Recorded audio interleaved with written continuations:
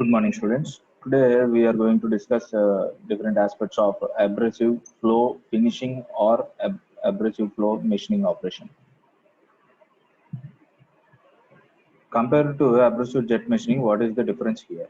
We are going to provide abrasive grains mixed in a matrix like cement, like glue. We can, if you can consider it as a glue, cement can be considered as a glue to bind the grains into a particular flow. And this flow, generally, if we any surface, we pour water, it is going to apply over the surface, travel over the surface, that we call water has flown over the surface, right? Similarly, in abrasive flow machining, if we provide this mixture of abrasive grains, it is going to flow over complete surface and it is going to perform the finishing operation, removing of debris, sorry, removing of burrs over the surface, correcting the surface. Such kind of operations are performed in abrasive flow finishing or machining operation. It is basically used as a deburring process. It is developed in 1960s by Extrude Hone Corporation. It is an industrial manufactured, developed operation. It can perform? It can polish and deburr parts internally, polish through holes, polish intersecting holes, calibrate fuel injection nozzles to a specific flow rates. So these are the major applications, or we can say functions, of abrasive flow machining. Uses abrasive grains mixed in a putty like matrix, which abrades or which removes the surface or burrs from the specific area of the material. So the difference is the medium of the abrasive grains is changed, and the application or how we are going to apply the abrasive is changed. We in abrasive jet, we are going to provide abrasive jet onto the particular location where we are going to machine the surface. Since abrasive flow is a finishing operation, we need to provide it through complete surface where we require the finishing operation to be performed, or deburs to be removed, sorry, burrs to be removed, right? And one more change is the cement matrix. Matrix in any composite matrix, we can consider it as a glue or binding agent to which sticks the reinforcement material. Similarly, abrasive grains are mixed with a cement kind of matrix to provide, which is intended to remove the material from the surface. See why? What is the need that made this abrasive flow machining or finishing operation to be developed? Smooth surfaces requirement. Aerospace and precision components require high smooth or high surface roughness, surface quality surfaces for where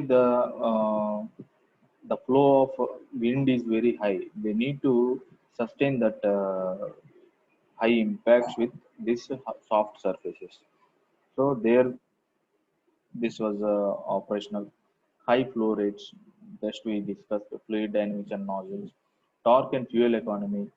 In automotives, we can say the nozzles and engine components should be economical, so that fuel flow rate of the fuel should be optimum. Otherwise, if these surfaces are not properly, nozzles or engine components are not properly machined or finished, if there any deburr is there, or the pipeline, then what happens? Fuel economy and torque gets mismatched. So it is going to lead to the engine capacity reduction or engine performance reduction. So we need to there this operation has a major role, and eliminate the imperfections in that in medical field. Coming to dental operations, they where majorly we can see these jets are used. There we can see cement mixture, right? They will use this abrasive cement to close that cavity. Okay, such kind of applications are applied in medical field. Coming to the materials, abrasive materials. Generally, abrasives will be, we know, aluminum oxide, silicon carbide, boron carbide, and diamond mixed in polymeric medium.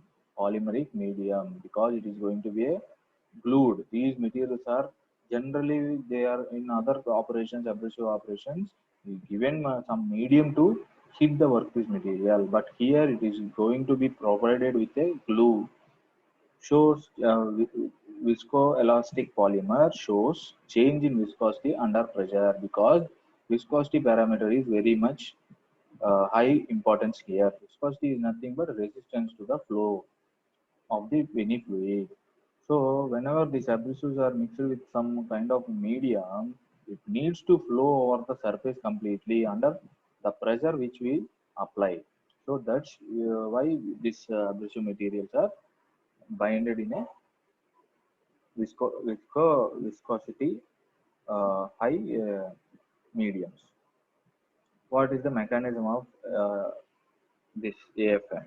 Initially, the material is plowed by the fine abrasives which come in contact with the workpiece material as the rub over the metal surface with high pressure. See, rubbing operation and plowing operation, plowing phenomena is going to performed over the workpiece surface at high pressures by the abrasive particles. The material flow occurs in the direction of the motion of the abrasive particles as well as in lateral direction, resulting into the formation of the lips. Lips is nothing but layers, small layers kind of operation. Once this fine abrasives are rubbed over the surface, they are formed. They are forming leaps of chips. Further flow of abrasive particles causes continued work hardening, which results in fragmentation of the leaps into microchips. So once layers are generated and then continuous application of abrasive particles, the lips are break down or fragmented into formation of chips. This is how abrasive flow machining material removal mechanism is going to happen. See here, we can observe here. This is our workpiece. So this is the internal hole, right? Internal hole cross section of the some particular cylindrical surface, cylindrical object. Here the hole is to be machined. So we have applied some pressurized fluid, abrasive fluid here. These are abrasive particles, green color are abrasive particles, and this is a glue, or we can say a putty, or we can say some medium, viscous medium, which is intended to carry or flow the, allow the particles to hit the surface. And see, you can observe what are the forces, axial force and radial force are applied over the material and chip is formed. See, this black color one is chip. Once this is hit, this material is going to remove.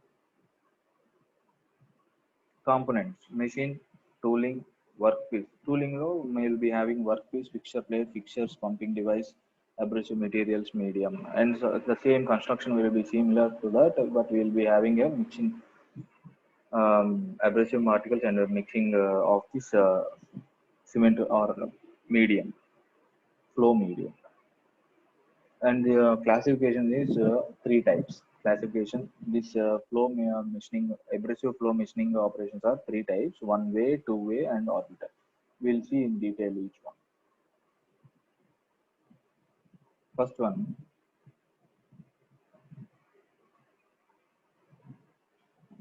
one way abrasive flow machine. What is this? Name itself indicates one way, two way, and orbital. Nothing but the flow will be in only one direction. If the flow is only in one direction, then we can say, sorry, then we can say it has a one way flow, abrasive flow machining processing. Okay, in this what happens? Abrasive media through the workpiece is passed only one direction and allowing the media to exit freely from the part. See in here you can observe construction. See, hydraulic cylinder for pressurizing piston, extrusion medium chamber, and this is the workpiece. See, Once this is pressurized and this medium with abrasive is flown into the workpiece, it is comes out of it in the same direction, right? So it is just like a passage. Our internal structure or workpiece will be just like another passage of the flowing abrasive medium. In such a way, we can say this machining happens. This is one way flow machining. Next, what are the advantages? Faster cycle processing, easy cleanup, media temperature control generally not required. Temperatures are not high here. Able to process larger parts. See, there is no complexity. We are just providing a flow, one way flow. That way it enters from one side and comes out of the other side of the part. So there is no complexity. So it can able to process large parts, large pipes. Okay, simpler tooling and part change over. Accurately replicates air or liquid's natural flow.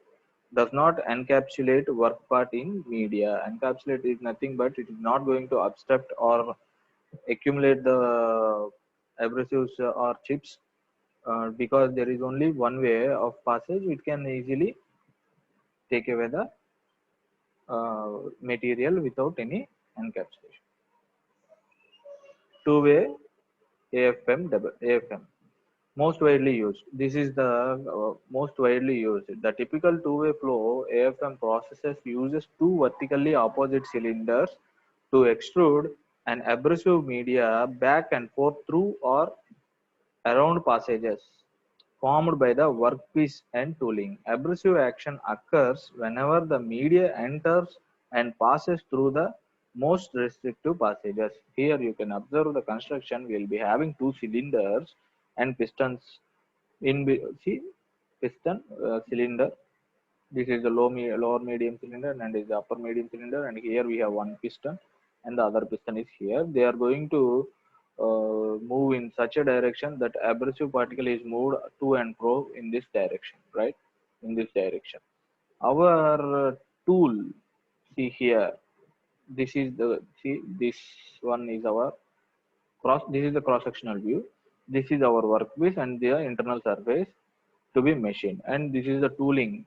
See this one, it is going to capture or fix our workpiece there.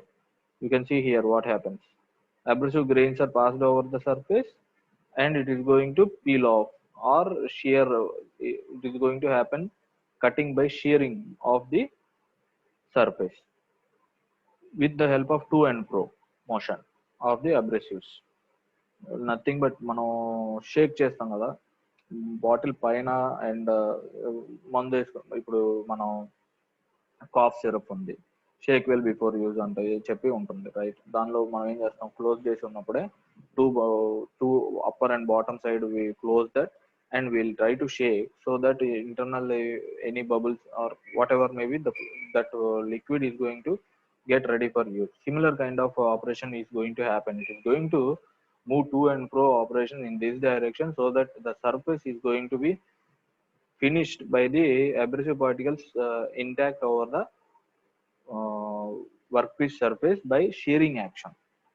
Okay, that is two-way AFMW. There is a complex disadvantage here that chips which are removed also will be present in the abrasive particle. There should be a continuous process of filtration by removing and replacing.